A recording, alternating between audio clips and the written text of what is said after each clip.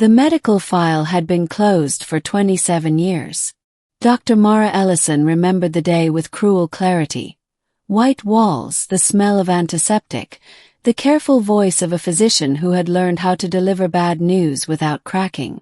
Her daughter, Lien, had been 14, old enough to understand, young enough to still believe adults could fix anything. Congenital ovarian failure. Non-functional reproductive matrix. No viable path to biological children. Mara had held Lien's hand and told her that family was more than blood, that the universe was vast and full of wonders, that life had 1,000 meanings beyond reproduction. She had meant every word. Still, the grief had been real. That grief was supposed to be permanent.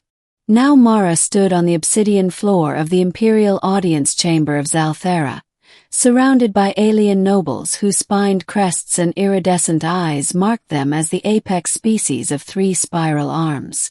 At the far end of the chamber, seated upon a throne grown rather than built, the Alien Empress Valeth the Eternal leaned forward in absolute disbelief.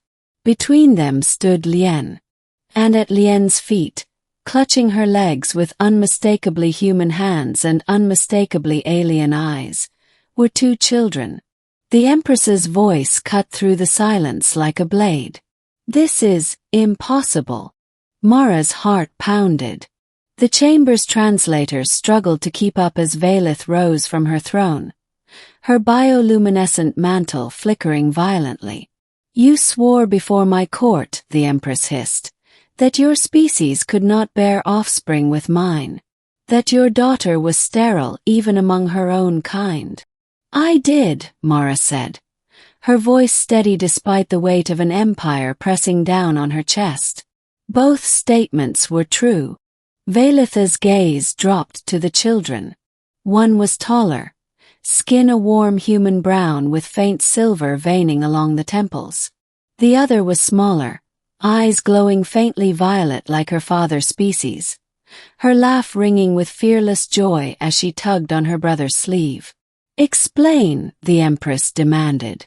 "Explain now, human." The explanation began years earlier, in a refugee corridor on the edge of known space. Lien had been a civilian science officer during the First Contact War, assigned to xenobiology, not combat. When the Zaltheran fleets clashed with human forces, she had been captured during a medical evacuation. Treated as a curiosity rather than a prisoner, she was eventually assigned to assist in a research enclave studying human adaptability. That was where she met Caliph. He had been an imperial geneticist, exiled for heretical ideas. Among them, the belief that sterility was not a terminal condition but an evolutionary pause. Zaltherans, whose own reproductive cycles were rigid and caste-bound, considered such thinking dangerous. Lien and Caliph bonded over long nights of shared data and quiet defiance. Friendship became love in a place where both were considered broken. When Lien told him about her condition, she had expected pity. Instead, Caliph had smiled. "Your doctors declared impossibility based on human limits," he said. "But biology is not law. It is habit." Together they worked in secret. Zaltheran science did not heal, it rewrote. Their genetic technology was used to enforce imperial stability, but Caliph believed it could do more. Carefully, ethically, they built a hybrid reproductive scaffold, one that did not repair Lien's damaged biology but replaced the missing functions with adaptive biosynthetic structures grown from her own cells. Took 7 years. 7 years of failures, near-deaths, and moments when Lien almost gave up. But humanity had taught her something Zaltherans had not yet learned: endurance for its own sake. When the first heartbeat appeared on the scanner, Caliph wept.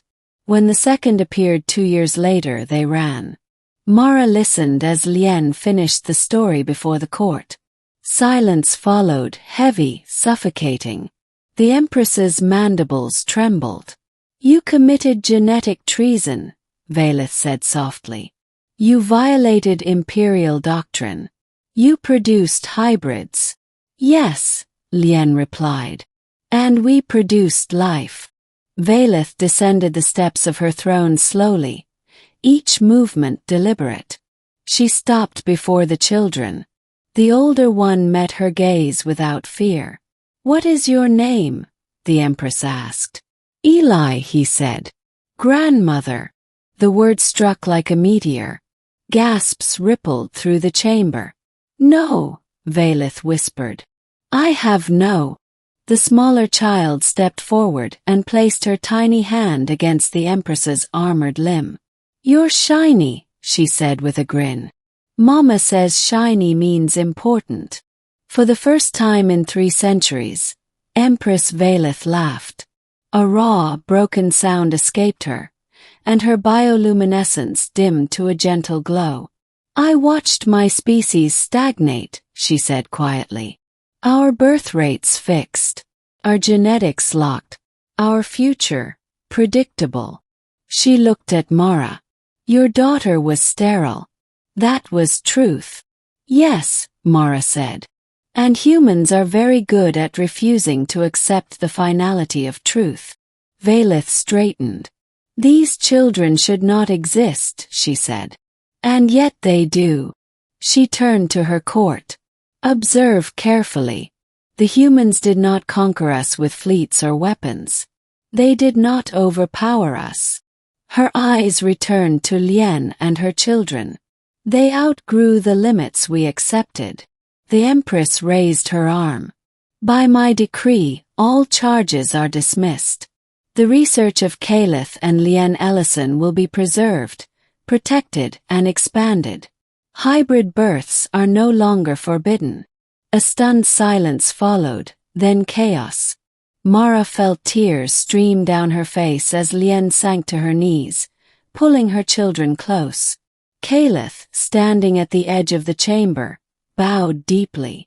Later, as the chamber emptied and the Empire reeled, Valeth approached Mara alone. I was wrong, the Empress said. About sterility. About inevitability. Mara smiled, exhausted and proud. We usually are. The universe is bigger than our certainty. Valeth looked back at the children, now chasing each other across the chamber floor. What do humans call this trait? She asked. This refusal to accept biological fate. Mara watched her grandchildren laugh. We call it hope, she said. And we're very stubborn about it. The Empress nodded slowly. For the first time, she said, so am I. And in that moment, an empire that had ruled the stars through control took its first step toward a future defined by something far more dangerous and far more powerful. Possibility,